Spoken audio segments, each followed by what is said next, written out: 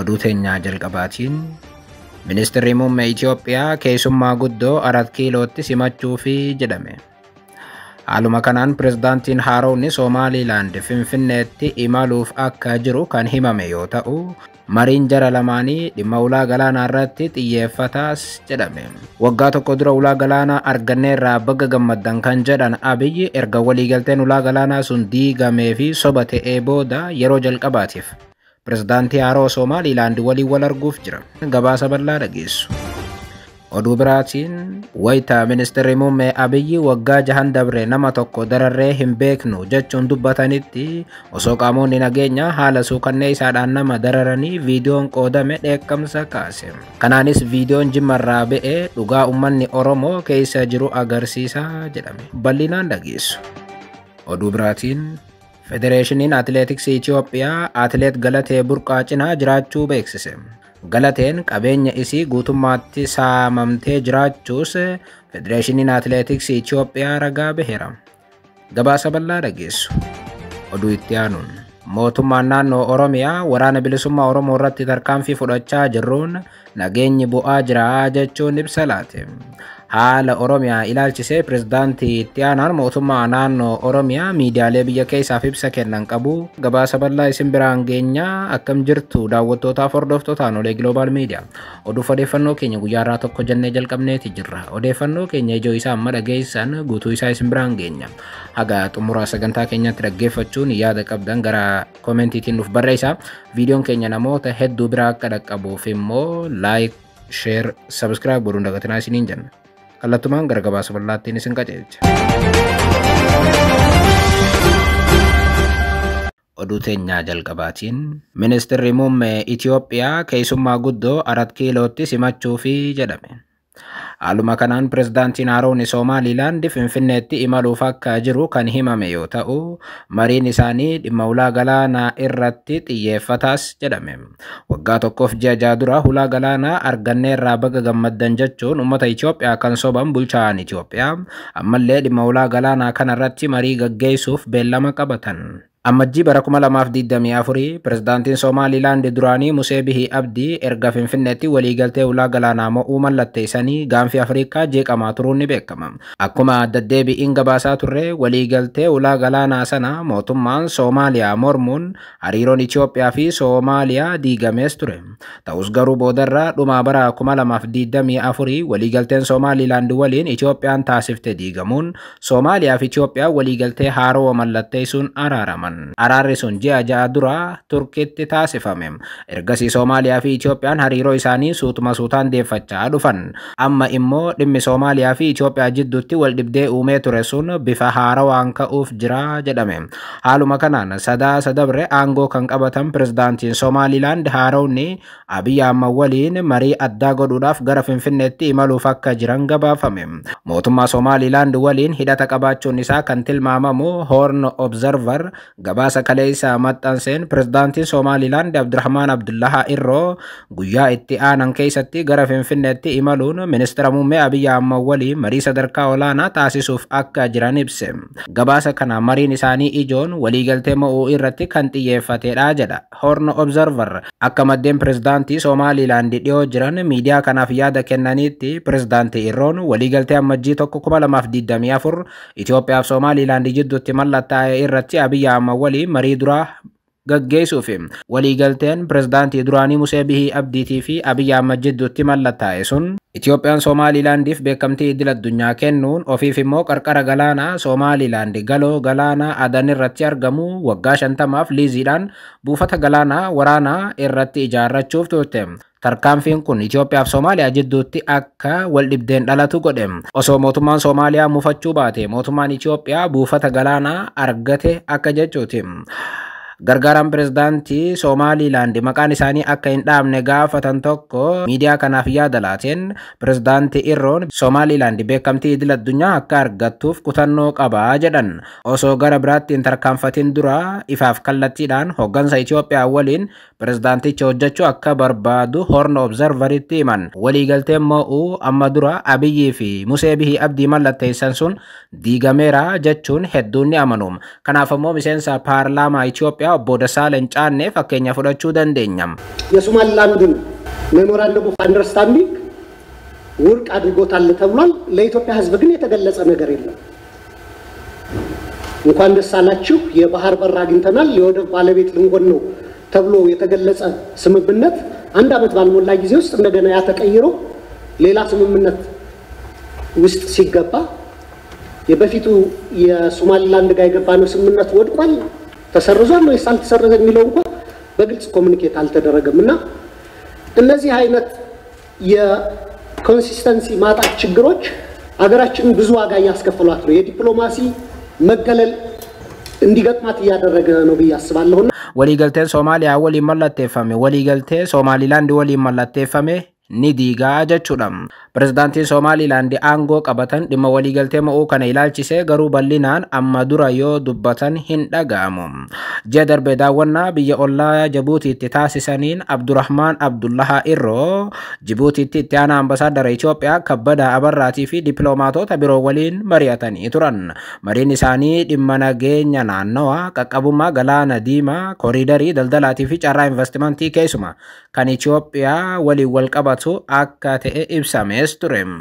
Gabaasa Horn Observer kana keessatti pirezidaantiin Somaalilaand yoom akka Itoophiyaatti imalan garuu bal'inaan hin ibsamne.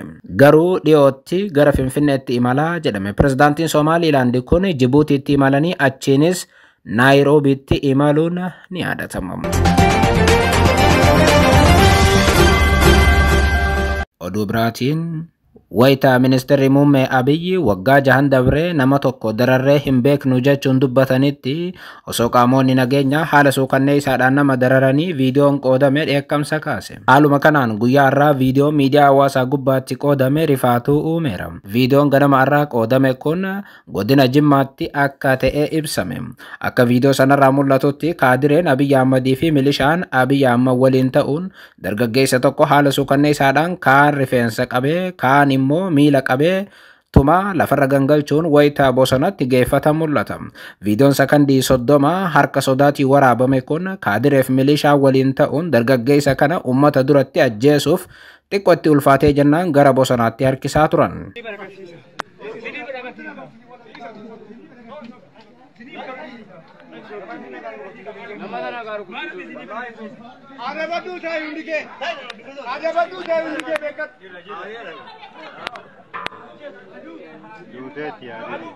Ajjeesuu akka aadaatti kan ilaalu mootummaan Abiyyi faallaa isaa garuu ministeerri muummee Abiyyi ajjeesuuf dararuu irraa harki keenya qulqulluudha jechuun deddeebiin sobaa turuun ni beekama. Waggoota dabran keessatti morma namaa qalu ibidda nama jiraatti qabsiisuu dabalatee haala suukanneessaan morma irra ejjatanii nama ajjeesaa kan turan qaamonni nageenya Abiyyi Ahmad tokkoon isaanii seeraan akka hin gaafatamne hundu beekama. Abiyyi Ahmad gama isaaniitiin ajjeechaaf dararaa biyyattii ni haalu.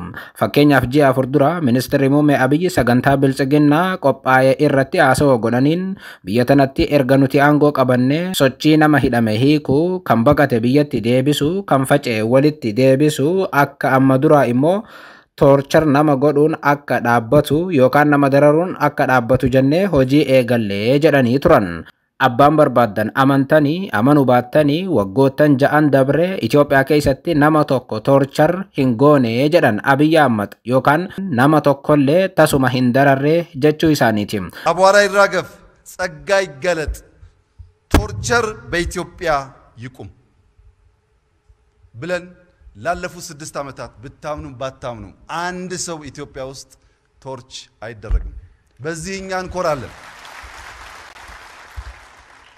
Yeroo sanatti miseensonni bilchiginnaa waggoottan 6 dabre Oromiyaa keessatti namoota ajjeesisaa turan harkatumaa turan. Kan nama dhibu guyyaadhuma dheengaddaa amantoota waaqeffannaa 6 bakka takkatti naannoo magaalaa Finfinneetti erga hidhanii dararanii booda qaamonni nageenyaa baasanii bakka takkaa rashanuu gabaafnee turre. Waggaa tokko dura hayyuu Oromoo guddicha Battee Urgeessaa hirriba keessaa fuudhanii alatti baasuun erga torchar godhanii booda Alasuu kannee isaan rashananii ajjeesan. Bulchaan biyyattii ammoo abadan namni nuti toorchar goone hin jiru jedhan. Amma immoo bakka dhaloota ministeera muummee Abiy Ahmed kan taate Jimmatti akkuma viidiyoo kanarraa argitan Alasuu kannee isaadhaan qaamonni nageenyaatiif kaadiree waliin ta'uun nama tokko qabanii ajjeesuudhaaf osoo tumanii fi dararanii mul'atam. Viidiyoo tanarraa akkuma dhageessan milishaan Abiy Ahmed bobbaase kun namoota hafanillee adabadhaa ta'a jechuun doorsisaa jiram. Yoo ta'uu baattan akkuma nama kanaatti isin dararra jechuu isaati. Namni asirraa dhageessan kun.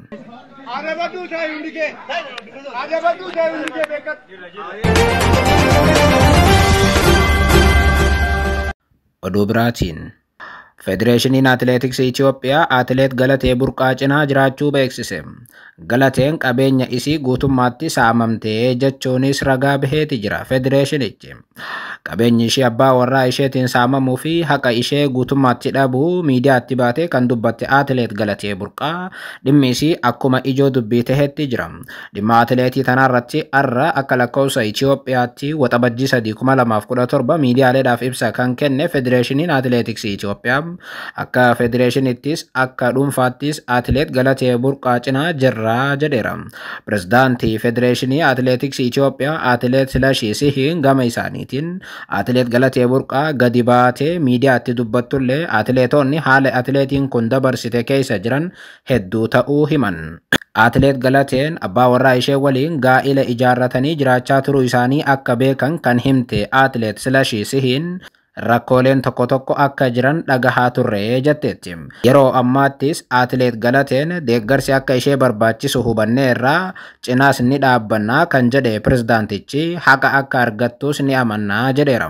Wanta ishee mudatu maraaf akka federeeshinichaatti ishee cinaa ni dhaabbannaa jechuun ህግ የያዘውም ጉዳይ ነው። እኔ የምለው ህግም ትክክለኛ ፍትህ እንዲሰጣት መንግስትም ደግሞ የገለቴን ጉዳይ በአትኩሮት አይቶ ለዚች ለሴት እንደ ሴትነቷን ትልቅ ነገር እንዲያደርግላት መልክቴን አስተላልፋለሁ።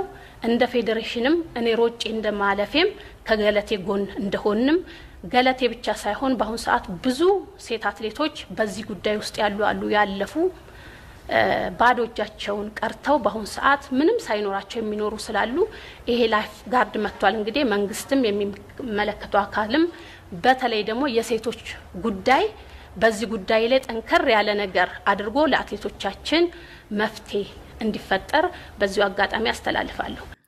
Gama biraatiin dhimma Atileet Galatee haalaan akka beektu kan himte pirezidaantii itti aantuun Federeeshinii Atileetiksii Itoophiyaa Atileet Masarat Daffaar Galateen hamma dubbattee ol dhabdee jechuun dubbatteetti.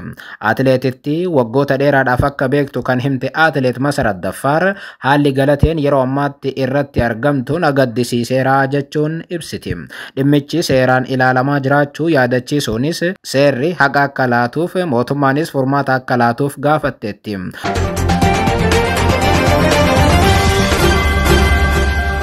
Oduu itti aanuun mootummaan naannoo Oromiyaa waraana bilisummaa Oromoo irratti tarkaanfii fudhachaa jirruun nageenyi bu'aa jira jechuun ibsa laate.